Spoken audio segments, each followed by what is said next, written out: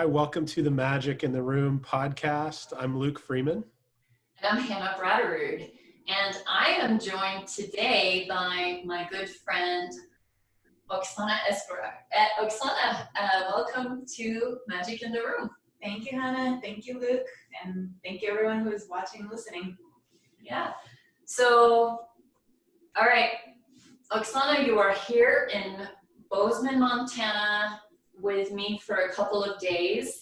And you are on a long journey. Moving across the country, and so we were lucky enough to have you here for a couple of days. I really enjoyed getting to know you better, and both personally and professionally. And so I wanted to open up the episode today asking each of you, what is the most exotic place you've ever lived in? I'll let Luke to lead. Okay, well, I'm pretty sure my answer is going to be the most boring. So I'm a good place to start. You know, I grew up in Northwest Arkansas, and right now I live in Northeast Oklahoma in Tulsa. But I did for a time live in Ohio and Pennsylvania. Neither of those are very exotic. But when I heard the question, the first thing that came to mind was a story about when we lived in Pennsylvania for a little bit. My wife and I had gone up there, and we were working at a summer camp for a summer. And the people who were managing it were really good friends of ours. They kind of recruited us to come and help lead the team of college students who were going to be there for the summer. And they said, okay, you guys are newly married. We're going to have a place for you. Don't worry. We actually have this camper that we think is going to be a great fit for you. So great. Awesome. Sounds good. That'll work for us. We're not picky.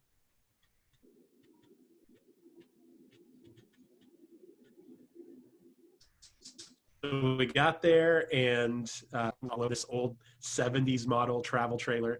And so we spent, a whole day cleaning and bleach wiping, pulling this mattress out, putting it in the sun, Febrezing, spraying everything.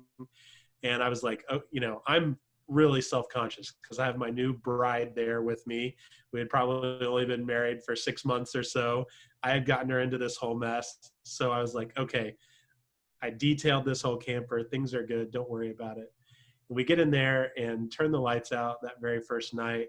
And it's probably not even 30 seconds until you start hearing this just scratching all around. And she said, what is that? And I said, oh, it's nothing. Don't worry about it. It's nothing.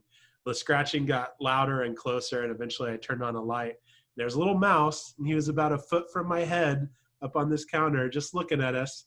And so we got out and slept in the car, and the next day ordered a tent, and we lived in the tent for the rest of the summer. So that's my exotic place that I've lived story is newly married, lived in a tent for a whole summer in Wilkes-Barre, Pennsylvania, home of the Dunder Mifflin Paper Company. What a great story, Luke. Yeah, it's fun. Yeah. So my story is I lived for a summer for a few weeks on a boat on the Danube River going from Austria, and we started out in Salzburg, and we were on this trip for a few weeks, stopping along all the different ports along that river. And I was with I had a tiny cabin, and I never knew how small boat cabins really can be. But it's literally like a tiny little box with like 2 narrow bunks. And you're tall. And I'm tall. And my friend Magdalena, who was my roommate, she's from Sweden, and she's the same height. So we're these like 2 really tall, kind of awkward blonde girls, like in this very cramped, tiny cabin of this boat. But we had, it was a really fun trip. So once you understand the logistics of living in such a small space, it's also kind of cool because it's really efficient. You can't have a lot of stuff, and you have everything what you need within arm's reach, literally. And you know, fortunately, we got along well, and there were other spaces to go on the boat, and we stopped every couple of days and got to explore different cities. So that was a really exciting, fun summer for me, where I got to really see. That's where I fell in love with Central and Eastern Europe, and continue to travel more in that part of Europe. And I was telling Oksana the other night, you know, I ended up, this was before I went to college, and I moved from Oslo to Tulsa, Oklahoma. You know, Oslo, Norway to Tulsa, Oklahoma, big change. But door number 1 and door number 2, someday I may write the alternative life story of Hannah if I had chosen door number 1, which was to go to University of Prague in the Czech Republic, Czech Republic was a country I became acquainted with on that trip, and I met a friend I made friends with a girl from Brno, Czech Republic, and I was considering studying in Prague, Czech Republic, and door number 2 was Tulsa, Oklahoma. And I chose door number 2 for whatever reason, and here we are today. I know, all the paths. So you might hear from my accent that I am originally from Russia. I came to live in the United States when I was 21. Until the age of 21, I was actually residing in Russia. But the exotic and interesting place that I would pick to talk about is actually Hong Kong. When I first got there, I had this really tiny Chinese apartment, and I'm also quite tall. And I write about it in my book, where I couldn't even sit on the toilet without like touching my knees on something, and I would hit my head on the counters, and I couldn't extend my arms. So without the arms reach, it was even like shorter than the arms reach. So I had to like keep my body all together all the time.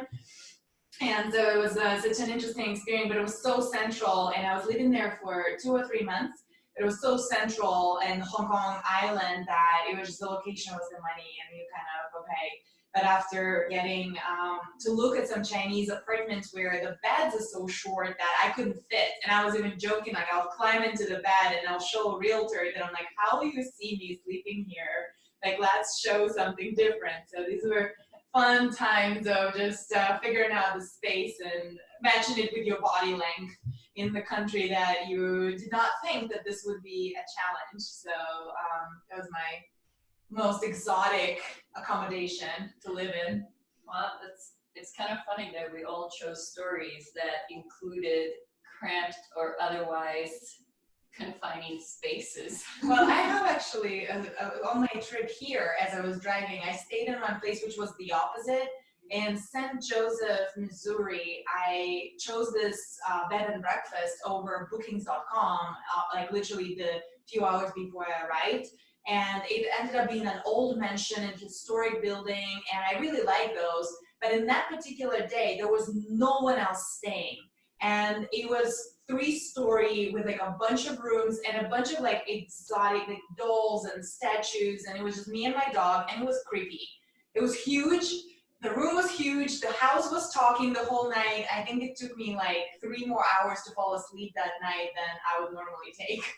So big spaces can be exotic too. Yeah. Well, so, you know, space and awareness of the space we're in, maybe that's a little bit of a lead-in to the topic for today. So what I didn't mention in the introduction is, Oksana, you are a mindfulness, meditation, and mental health practitioner and trainer, speaker, best-selling author. We're going to talk a little bit about your book as well today. So for folks that are out there listening that may not be as familiar with this concept of mental health, or let's talk about mindfulness first, and we can talk about how that relates to our overall mental health. But how do you define mindfulness? What is it? You know, it's kind of been a buzzword in the last few years, and people may have heard about it, but what exactly is it?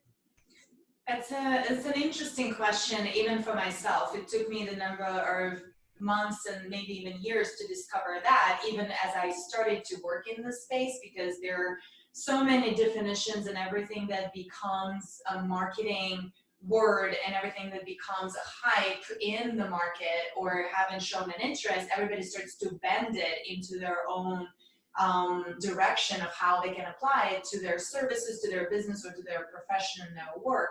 And so I looked into the roots of where mindfulness as a definition came from, and it actually came from the gentleman, John Kabat-Zinn, who went to Himalayan region, mostly India, and he was a doctor or researcher in the Massachusetts Medical School.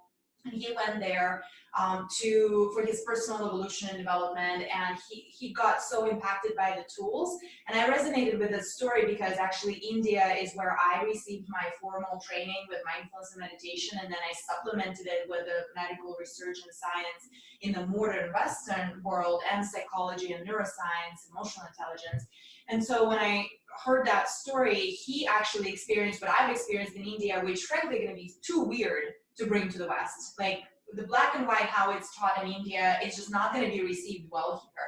So he recognized that too, and he needed to make a secular scientific approach to it. So he called it mindfulness, and he took certain components of what Eastern philosophies and practices are about, and he applied it to the medical patients that were in their facilities, and this was the first time when they started to apply research towards the mindfulness. So he defines mindfulness as a present, non-judgmental awareness, meaning you are in the present moment and you're paying attention to what is without adding your coloring to it, meaning you're not judging whether it's you like it, you don't like it, it's wrong, it's right. You're just noticing what is, and you are being aware of that without wanting to change it, and maintaining that awareness. And apparently if you are able to do that, which is really hard in practice, if you will try, you will notice that, then it has just that component of stillness and silence and awareness. It adds a lot of medical benefit on your psychological, emotional, mental levels.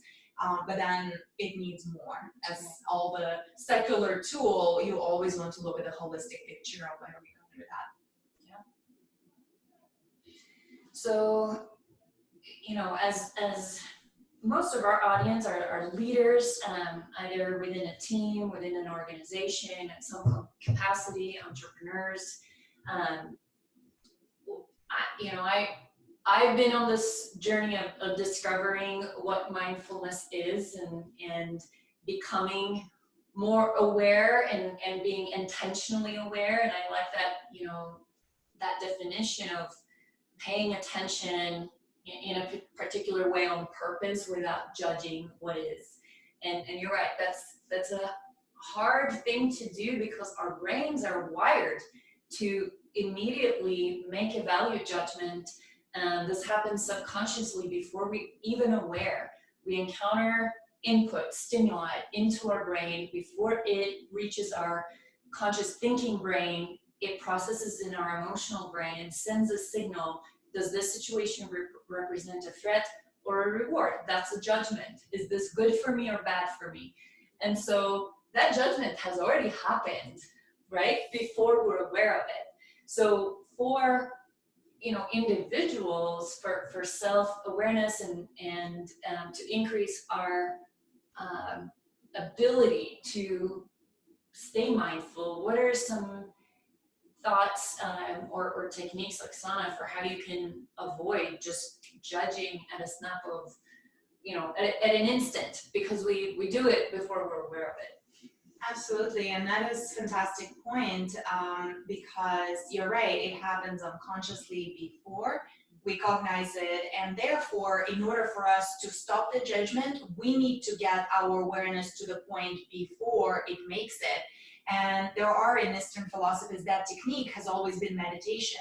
Meditation, the point of it as a classic approach is to get your awareness before your patterns and the conditions and the judgments. And the whole point of meditation, of sitting still and silent, is to train to catch your awareness before the brain waves and the whole structure of the brain makes those judgments. And that is the aspect of self-mastery and self-awareness that the practice of meditation is supposed to have.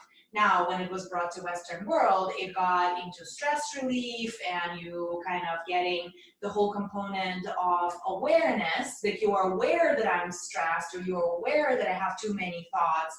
But it doesn't really, not so many schools and techniques and practices are actually talking for leaders, entrepreneurs, or any individual are talking about the essence of meditation, of self-mastery, to be able to meet yourself, your awareness before the mind, before your emotions, and therefore before you act, which judgment is an action. Right. So that is one of the practices is meditation, but you need to have a different technique that unfortunately was presented on the apps or available to the masses. You need to get to a deeper tools if you want to get to that component. Yeah. If you're up to it for the stress relief and reorganizing your brain and being just generally more aware of your surroundings and people's and what are your behaviors, then the tools like apps and the tools that are available for the masses there are great. They're kind of great tools.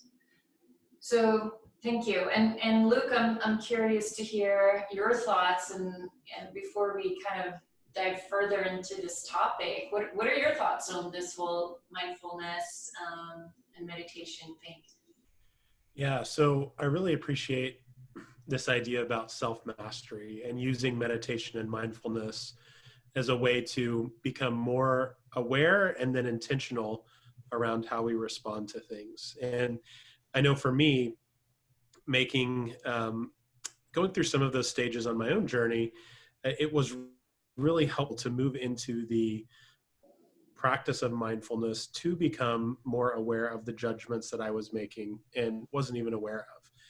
And for the courageous leaders that are a part of the Magic in the Room community and the people that we support inside organizations who are leading teams or leading organizations, there's often this awareness that they need to master themselves, that they know that they have ineffective behaviors that are holding them back or holding their teams back.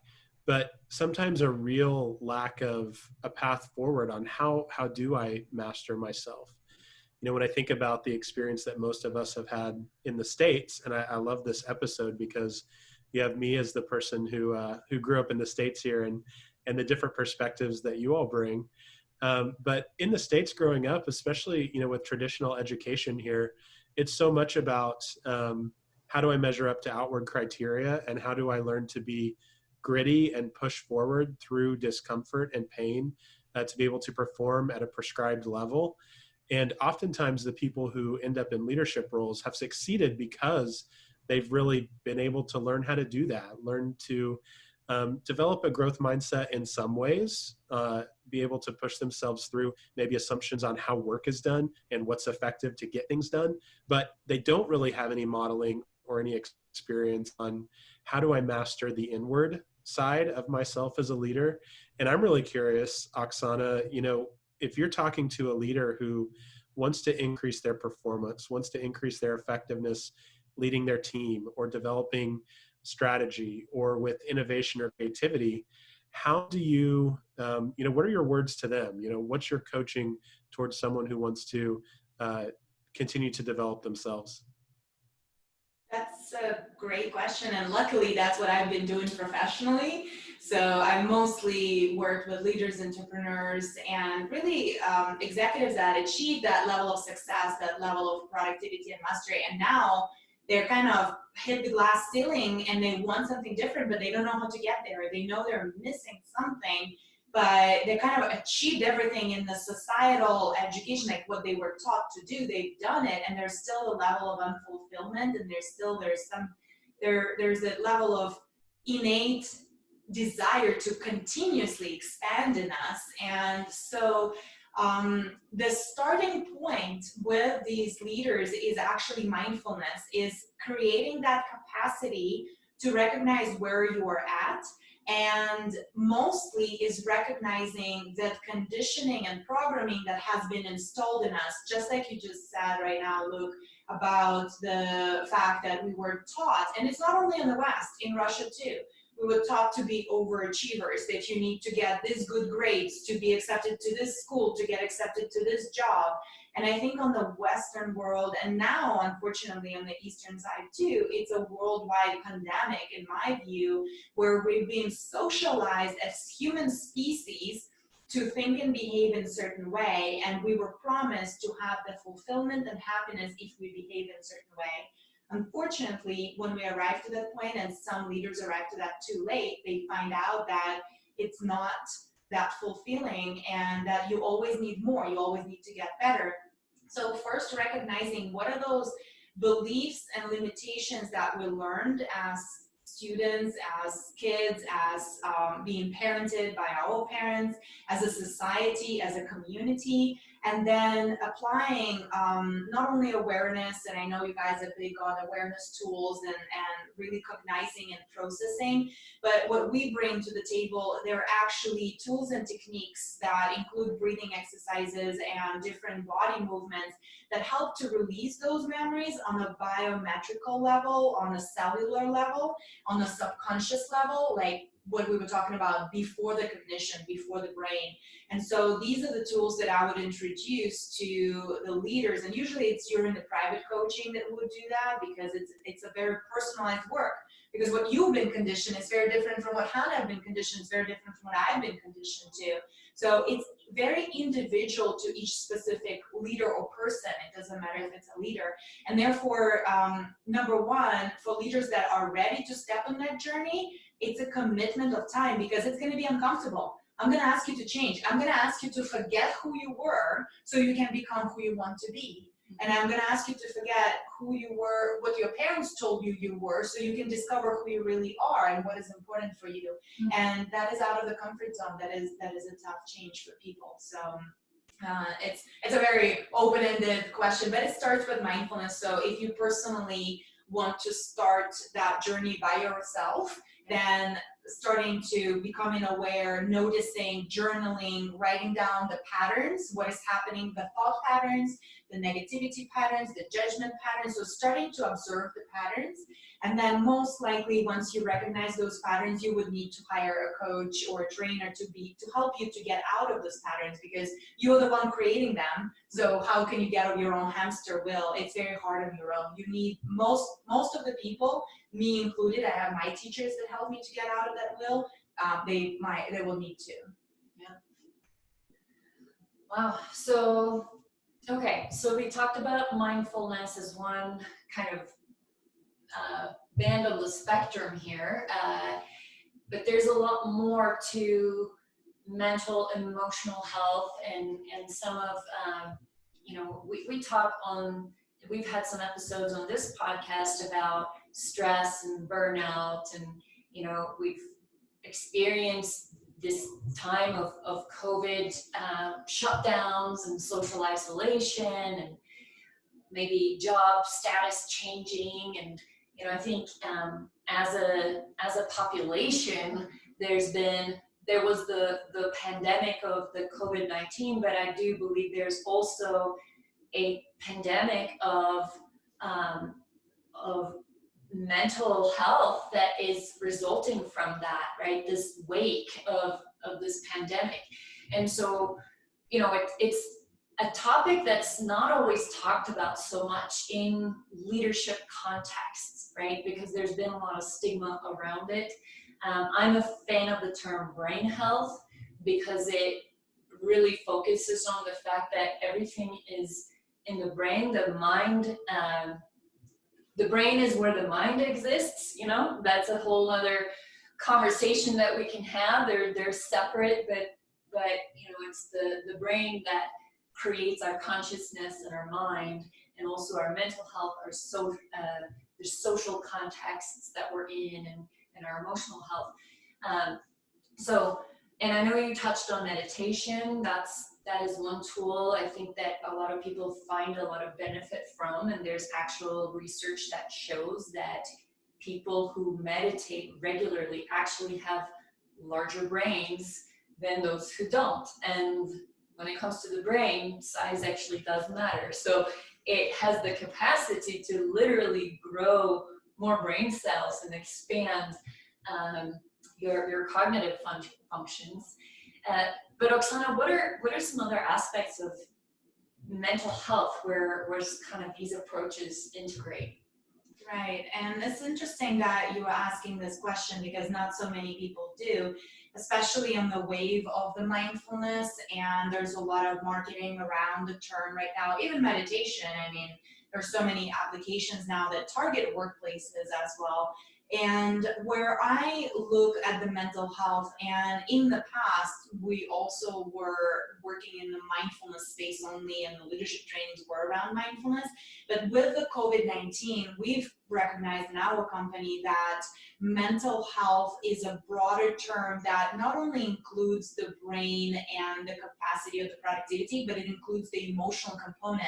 And the things that you've described, like stress, overwhelm, burnout, fear of uncertainty, these are emotions.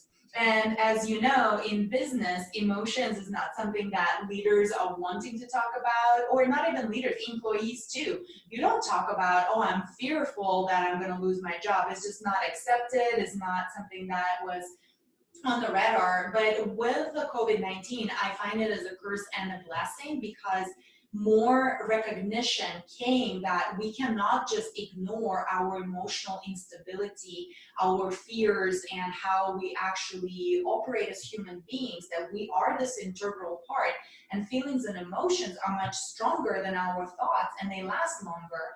And therefore, mental health includes emotional, mental, and social stability and well-being. And therefore, when you look, if you want for your organization as a leader, if you want your people to be well and functional, and as a result of productivity and performance for anyone, I don't look at it as an end goal. It's actually a byproduct of great well-being. If you are well, mentally, emotionally, and socially, you are going to be productive. There's no other way. This is just a built-in mechanism. This is how this functions, this system.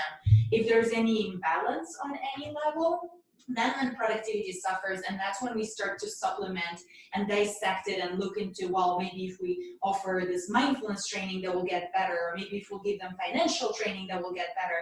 But it's really the integrative approach that you need to take as a leader, and I find, and that's where we pivoted in a sense of understanding of how we function at the workplace for the employees and the leadership team, is really addressing the all components together.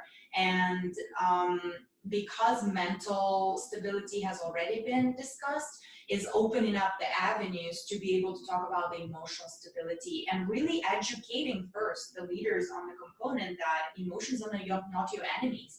This is the tool and the avenue that if you learn how to recognize and utilize that, it's a huge potential for performance and productivity improvement. And not only, it's the loyalty, it's the trust, it's team bonding, it's the customer service and satisfaction, and there are just so many things that open up opportunities for growth as the business and as impact on the community and society that you serve. Yeah, this is where I'm really interested with the intersection between an organization that's built on purpose and people who really understand their emotional need, understand emotional intelligence, and understand their day fulfillment need. You know, one thing that we found as we work with individuals to develop and do the reflection work necessary to clarify their own personal purpose and what they want to be committed to as they move forward in life with intention, oftentimes it does bring them to this point where they look for an organization that they can contribute to that's going to help them fulfill their personal purpose. And on the other hand, as we help organizations really create authentic purpose and clarify what their purpose is, what their values and commitments are, it has this effect of, as they get clear about that, the people on their team who really understand themselves and their own motivation the best are the ones who are most excited and most engaged moving forward. And so, you know, I'm just curious about, you know, what's your take on that and this interplay between intentional purpose, intentional, goals and clarity around what an organization or a person wants to accomplish when they get out of bed in the morning, and this idea of emotional and mental health. That is an interesting parallel, and it's my take on just going into the context that you just provided of how you work with the teams. Anytime when you create the clarity, and I think it was Brené Brown that says that clear is kind.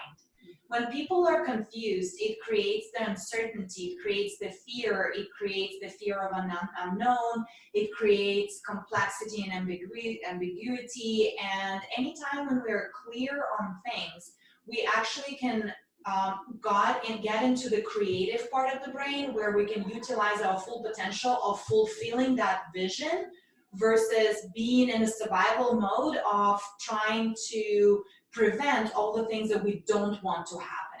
And therefore, if organization can create that clarity and purpose for their teams, that provides that stability for the teams to be creative and out-of-the-box thinkers and really kind of experiment and experience, and that would make the job fulfilling. Versus they're just fearful about doing something wrong, and guessing and mind reading what leadership really wants from them. And then nobody's happy in that situation because you are just never can mind read other people's brains, like what's going on there. So clarity creates stability, and stability creates the ground for creativity. I love that definition or that clarity that you just brought to that question, because that is another, I think a topic that we talk a lot about too. So you mentioned Brené Brown. Brené Brown talks a lot about vulnerability and courage, and those are themes that are ongoing on our team. What we, I think, strive for as leaders to become more comfortable having those uncomfortable conversations, to show vulnerability, and to create the kind of environment where it's safe to experiment, it's safe to try new things that will give room for creativity and experimentation. So Luke, what are your thoughts? Yeah, so I love this tie-in to clarity. As we decide what we want to do, what we want to be, as a leader or as an organization in a marketplace, I do think that it does provide people choice. And to me, that's what, experimenting with mindfulness and incorporating that into my own life has really helped with, is clarifying choice and giving me opportunities to intention to do something on purpose rather than default into a habit that I wasn't aware of.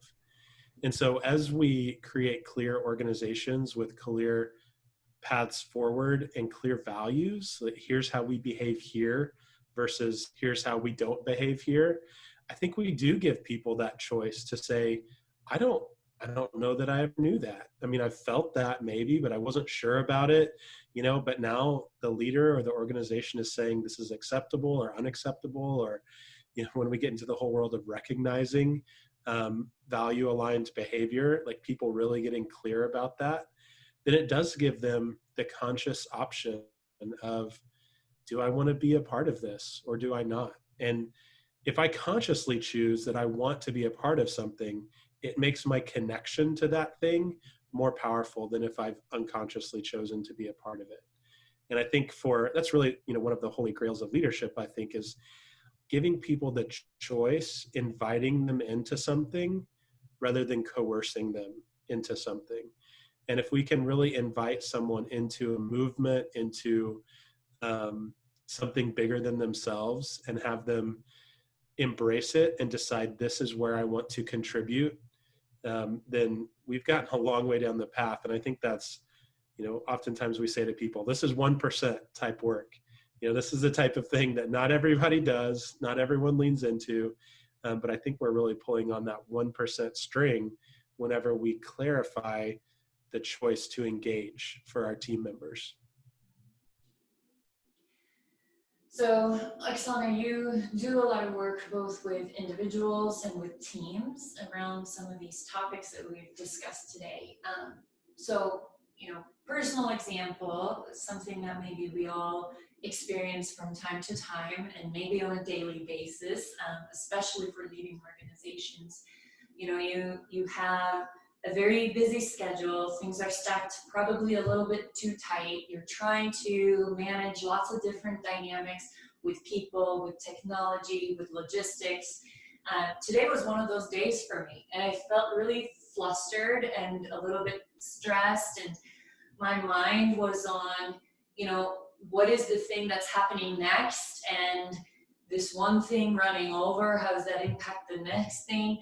All these different thoughts in my head as I'm in one meeting trying to stay present and mindful of what's going on, but all this noise in my head about all the other things that are going on outside of that space and that conversation.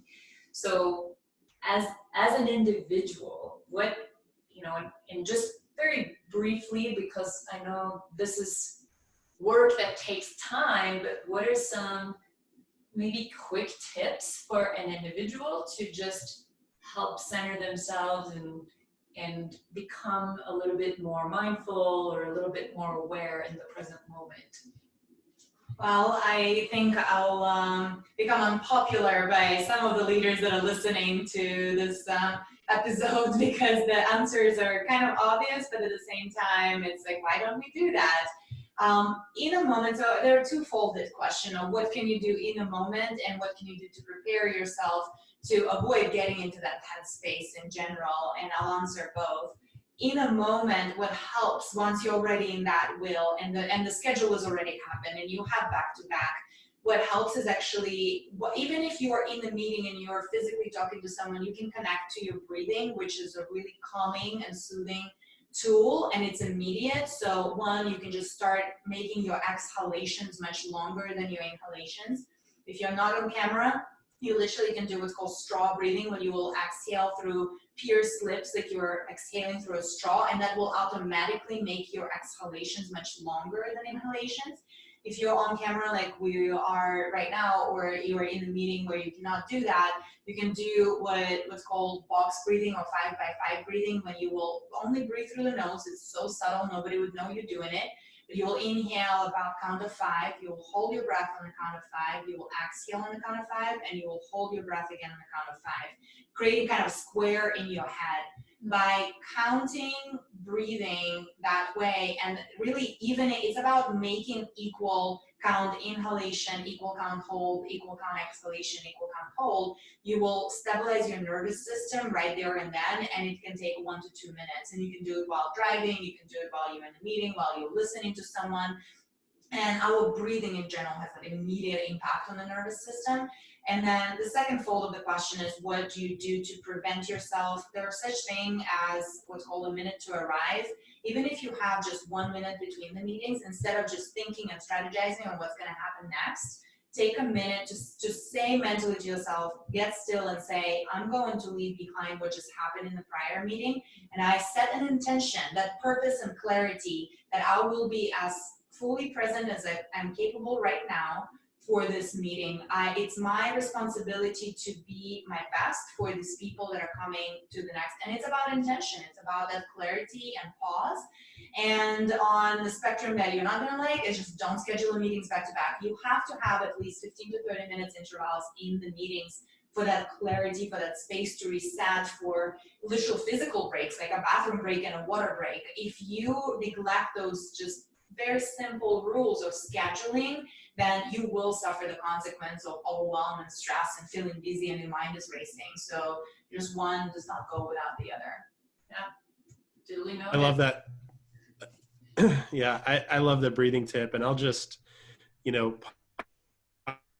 pile on there for folks who are listening. To me, that's really been a game changer. And as I've become more intentional about where I can deliver the most value to our clients, to people who I want to contribute to in life, whether it's my family or friends or other folks that I care about, it's just become a habit. When I feel those physical indicators of stress, being able to breathe intentionally and get myself back into a place where I really can offer the most value possible.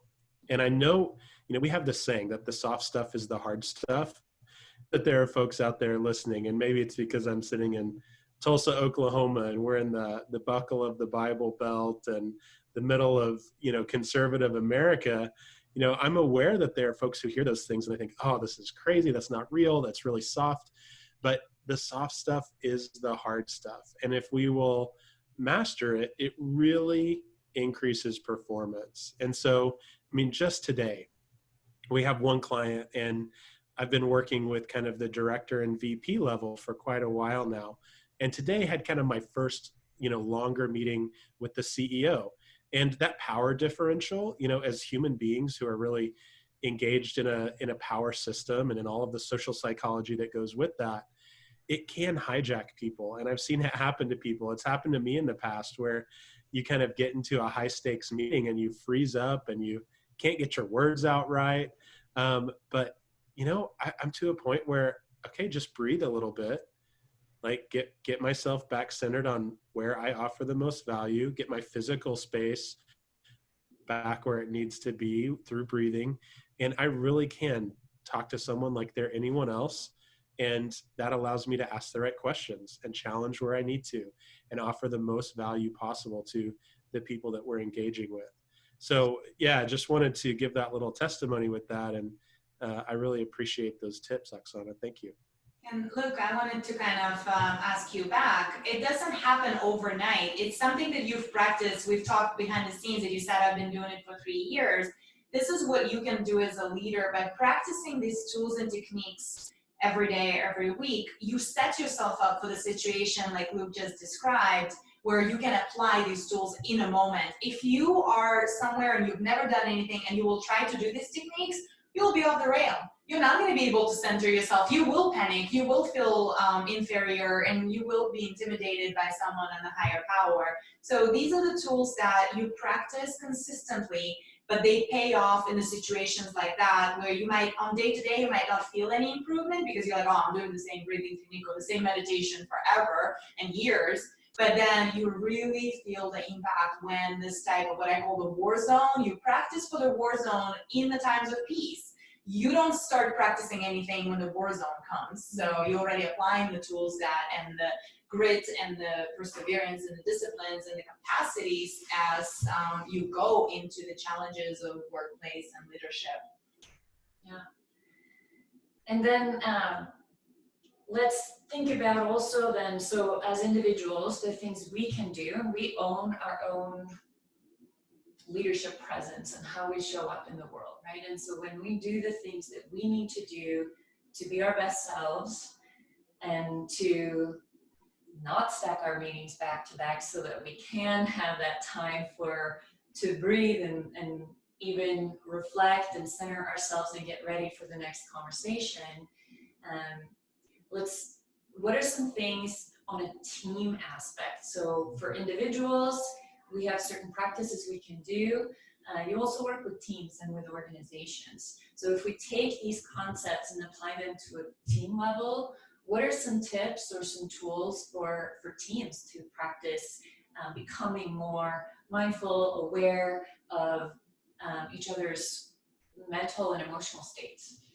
Well, first of all is creating the space for those conversations, and that's what we started to do. Originally, we worked only with leadership because if you don't have leadership buy-in, they will not allow the employees to take that break. They will be like, why are you sitting, mindfully in your corner while you're supposed to do prospecting and stuff, right? So there needs to be the space that is created by the leadership for the teams, and therefore the programs that we start are about practical and educational component, and they're all team-based. That creates the acceptance level of the fact that taking the time for yourself and 5-minute break is not being lazy, it's not being unproductive, it's the aspect of self-care, well-being, and therefore it's investment into the productivity, into the company, and into the whole team dynamic.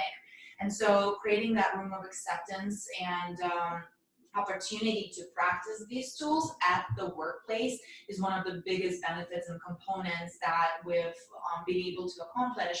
And as the team practice goes, you know from the brain research that brain waves are contagious and that our emotions are contagious as well. So when you practice something that is surrounded by positivity, well-being, clarity, mindfulness on the team level, you create the whole field of electromagnetic resonance within the organization that everybody syncs up with one another. And that is the basis of bonding. That is the basis of being on the same page and working synchronous, that how you know how the school of fish moving in the same direction, those are the birds flying to the same direction. We're animals still. And so by creating that coherence within the team dynamics, that's what these practices are doing. And you know that coherent team can accomplish more. They're like a spearhead towards the goal and the company purpose and vision and value that they're creating. So there is a very direct implication of the things. And the tools is hiring or creating the wellness or mental health or mindfulness program and training for your team and your employees. You can start with leadership team, but if you are capable of enrolling it into the whole organization, then you will feel the benefits of the programs. And that's what we primarily do now for the companies, especially in these times of uncertainty and COVID and things like that. Yeah, I love that analogy of the schools of fish or the flocks of birds that fly all in one direction, right? That purpose is innate, and they're able to synchronize their activity to go in the same direction, or even to turn on a dime and everybody turns in synchrony. And I think that is such a powerful illustration of I think what we're striving for in an organization on an organizational level, to create that level of clarity around the purpose, around the direction, where we're going, and the communication of how that might, when something is shifting or we have to pivot. And I've never really thought about this, but how to, utilize these types of tools to increase the awareness between every member of the organization so that we can stay in sync and work for the same, advancing the same purpose. When there's change and when there's shift and pivoting, that we can take those turns together without losing speed, losing momentum, and losing effectivity. Look, I know you're going to have thoughts on this because this is your bag, organizational purpose. Yeah, I mean, I love what you're saying, but I do think there's this other piece where to be able to find that shared purpose and coordination, it does require moments of real vulnerability and healthy conflict. And I think that's where intelligence comes into play, and there's a real one-to-one there. The more emotionally intelligent someone is, the more self-aware they are, the more that they are willing to engage in healthy conflict and even be able to press in courageously to have conflict with folks that they know might not respond well to that. So I'd love to hear your perspective on that, Oksana, and how does the work that you're doing kind of show up in helping folks have that healthy conflict that is really, a requirement to be able to innovate together and be agile as a team? Yeah, that's something that when we've talked about the component of mindfulness, right? So there's self-awareness, and then there's other awareness, that component of being able to recognize other people's needs, aspirations, challenges, their limitations, as well as their strength. And therefore, when you start incorporating these tools of components, and the reason why I like the term mental health, because it includes the social well-being, where we're accepting the diversity of our individualities and we unite it together towards the shared goal. And that's what makes the team. That's what makes the strong team, is being able to recognize that we're all different, but we are working. We agree. We are given a choice to join this team to work on that shared purpose and that shared goal. then once you enter into the agreement on working on that shared goal and shared purpose, therefore you automatically looking to accept others' limitations and strengths and responsibilities. And that is a hard thing to do, because as we talked in the very beginning of the podcast, we talked about judging. If something is not like us, we tend to say, I don't like it, you are different, I judge. And it happens subconsciously. And so this whole, bringing the whole, we're going the full back circle, their awareness to our judgment of other people, it just shows that they're different. And therefore that creates what we can interpret as a conflict situation, but we can also interpret it as diversity, and we can create inclusion around it.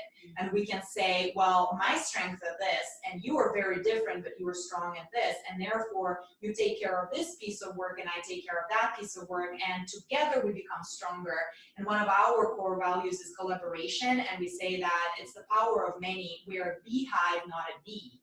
If you want to be a bee, then you can have the honey and the power, and you can really roam in the fields, but you're not going to create the whole system and a lot of honey in the whole beehive community. And so it becomes, again, boils down to individual choice and acceptance of otherness, which in, unfortunately, United States individualistic culture is not taught in schools and universities. It's all about me. It's all about me achieving and going, and it's very individualistic culture.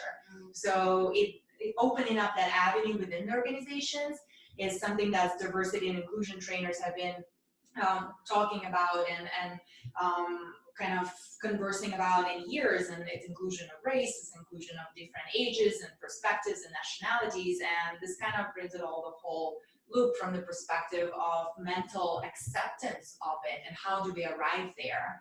And it starts with awareness. Yeah, wow. That's really powerful and really timely, and again, another great analogy from nature of the beehive versus the bee. So I think this is a great place to kind of wrap up, and before we close, I wanted to also share my experience reading your book recently. So Oksana wrote a book called Next Level You, and it became an Amazon bestseller in the first week that it was published or released on Amazon. So I remember watching that excitement of seeing the book becoming an Amazon bestseller, and had some opportunity to spend some quality time with the book. And I really want to recommend it for people who are interested in learning more about these topics, mindfulness, meditation, creating greater awareness.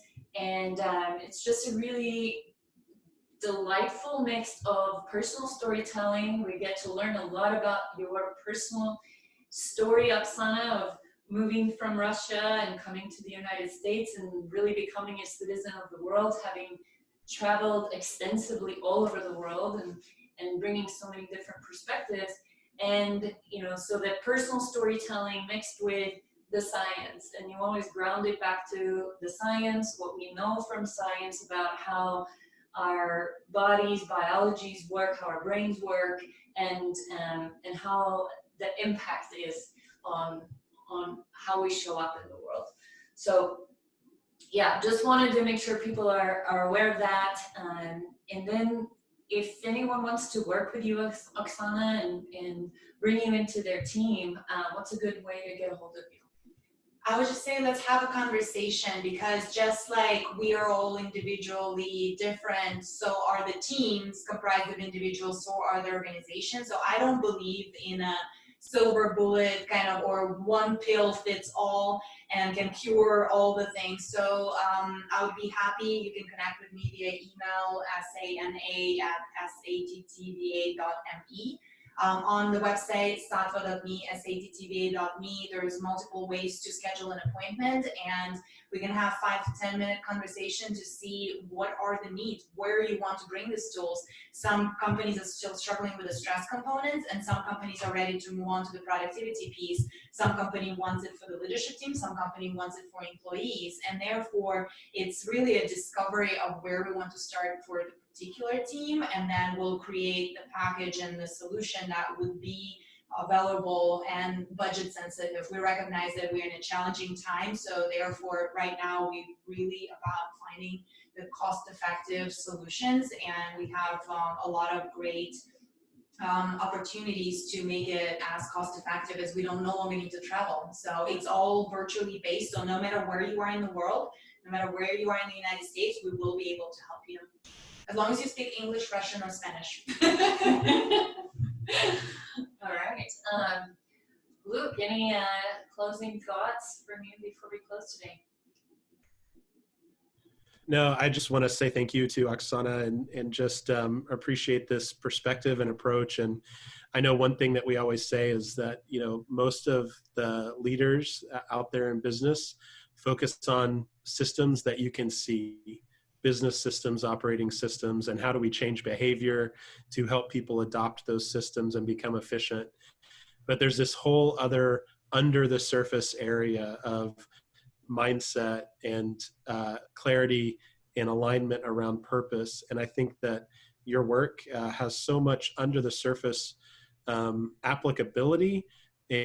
And as people look at their entire organization, the human element, and yeah, all the smart things too, you know, finance and marketing and all of that good stuff, that thinking about wellness and mental health and mindfulness is an amazing opportunity for leaders that really want to think about how they can increase performance and make it a win-win for their people and for their organization's bottom line. So thanks so much for joining us today. Thank you, Luke. Thank you, Hannah, for the opportunity. And yes, you're absolutely right. We are not the right fit for the organizations that are still focused on the process. We are the right fit for people that are focused on the people. If people-centric organizations that are ready to move beyond just the marketing, sales, and being productive, but really bringing the performance and human component and maximizing that human capacity at a total different level rather than relying on the systems and the repetition model as we did in the past century. So thank you for the opportunity to share that. Yeah, thank you so much, Oksana.